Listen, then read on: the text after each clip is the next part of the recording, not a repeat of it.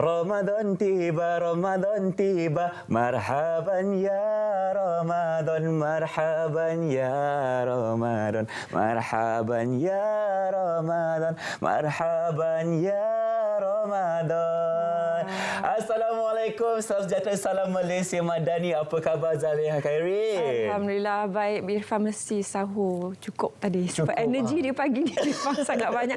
Selamat berpuasa. Selamat berpuasa. Ada juga selamat berpuasa kepada semua umat Islam yang menjalankan ibadah pasti di negara kita dan ramai yang merindui bulan Ramadan. Akhirnya dapat juga kembali menjalankan ibadah bulan ini bulan yang sangat dirindui dan pasti kita memerlukan kepada ketakwaan untuk tertunjukkan kepada Allah SWT.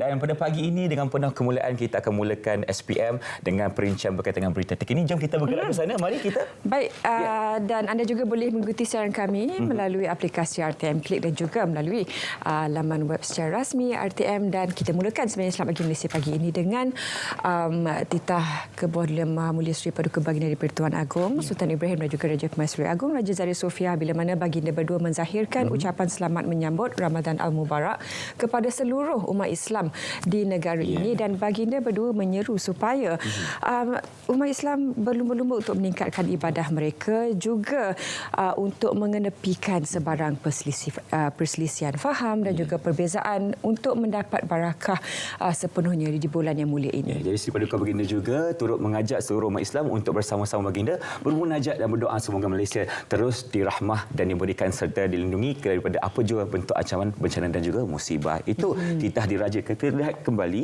di sini merupakan ucapan daripada Datuk Seri Anwar Ibrahim, iaitu Perdana Menteri Malaysia kita, di mana sekarang ini Perdana Menteri kita berada di Berlin sebenarnya.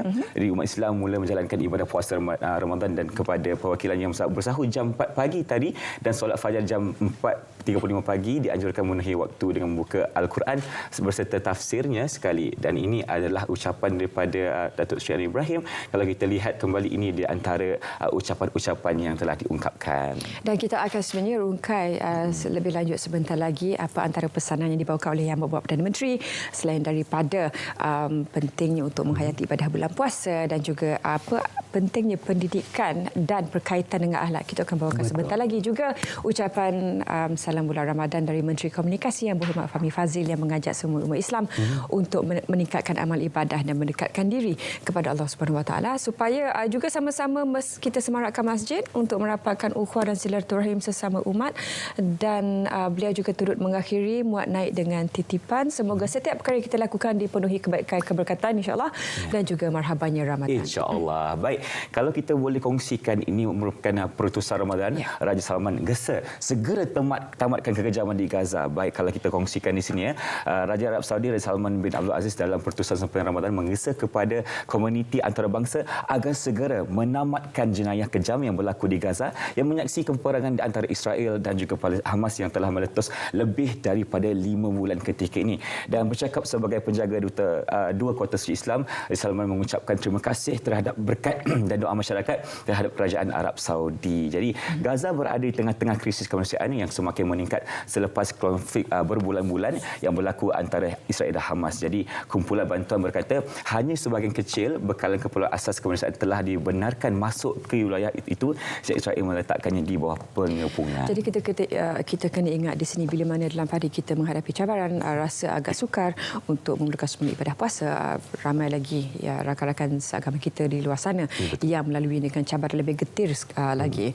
Juga perlu kita kongsikan untuk pengetahuan umat Islam tentang kadar zakat fitrah mengikut negeri yang terbaru dikongsikan juga di laman media sosial berita RTM. Kita boleh terus ke laman Instagram untuk melihat apa antara kadar minimum, kadar wajib, kadar lain untuk sama-sama kita menjalankan ibadah. Juga ini sebenarnya ada dua mesej ni Irfan. Berita baik bila mana setiap negeri akan ada 2 pusat dialisis, tetapi perlu juga peringatan di sini untuk kita mengurangkan pengambilan gula. Ya, betul. Kalau kita boleh lihat seketika ini, Malaysia berada di tahap yang sedikit terancam dengan penggunaan dan pengambilan gula. Jadi kita perlu bersama-sama menitik beratkan isu ini supaya Malaysia berada dalam keadaan yang baik dan rakyat kita juga terjaga dan harmoni, insya-Allah. Kita bukan nak suruh menghentikan pengambilan gula secara terus, tapi barangkali secara berperingkat untuk menjadi lebih sihat dan kesihatan itu lebih terjaga selepas ini. Okey, kita ambil sekali lagi sedikit ungkap ataupun sedikit visual lawatan rasmi Yang Berhormat Perdana Menteri juga bersama beliau Menteri Luar, Menteri Pelaburan Perdagangan dan Industri, Menteri Pembangunan Usahawan dan Koperasi serta Duta Malaysia ke Jerman, bila mana Malaysia telah pun try begitu banyak memorandum persefahaman untuk memulakan pembangunan hidrogen hijau pada tahun lalu. Germany saya rasa satu negara yang cukup baik untuk menjadikan contoh teknologi hijau seperti dan ini. ia juga bertujuan untuk mencapatkan penyahkarbonan dan kuasa termal TNB menggunakan hidrogen hijau yang dihasilkan daripada sumber tenaga boleh baru itu. Kerjasama baru yang kita lakukan bersama Malaysia dan juga Jerman. Okey, kalau kita boleh kongsikan sedikit lagi perkongsian. Ini berkaitan dengan pendidikan. Tidak wajar mengesampingkan, maksudnya mengenepikan disiplin itu. Titipan yang kita dapat kongsikan daripada Datuk Seri Anwar Ibrahim. Okey.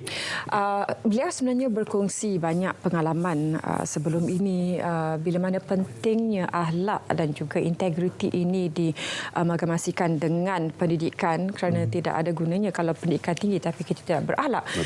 Terngiang dalam ingatan liputan ialah beliau ketika mengingat kembali kes-kes yang sepatutnya tidak berlaku, keganasan terhadap pelajar dan bagaimana sebenarnya boleh dihilangkan ataupun dihentikan dengan penghayatan akhlak yang lebih baik di kalangan di kalangan kita. Sebab kita juga memerlukan kepada pelajar ataupun pelajar-pelajar di Malaysia ini yang mempunyai sikap yang menyeluruh ataupun holistik. Jadi bukan sahaja kepada akademik tapi kita perlu titikkan beratkan juga kepada keikhlasan dan juga kewajaran kita untuk terus mendapatkan akhlak yang baik. Okey. Dan ini kita kongsikan sedikit. Ya, walaupun bulan Ramadan, bulan puasa masih lagi kita digalakkan untuk beriadah dan mengekalkan gaya hidup yang sihat. Barangkali timing itu kita tukar sikit. Ada yang jogging before sahur, ada yang lepas berbuka, lepas tarawih. Ini bila mana Kementerian Belia dan Sukan mengalungkan usaha menaik taraf kawasan-kawasan premis sukan yang terbiar. Jadi ini barangkali untuk memberikan, ini pasti juga memberikan manfaat kepada masyarakat. Produser kita kata beliau jogging selepas tarawih. Selepas tarawih. Kalau macam kita mungkin sebelum sahur. Baik, jadi kita akan kongsikan pelbagai topik menarik selepas ini. Jadi kita akan berhenti berehat seketika. Teruskan bersama kami dalam Selamat Pagi Malaysia. Jangan ke mana-mana.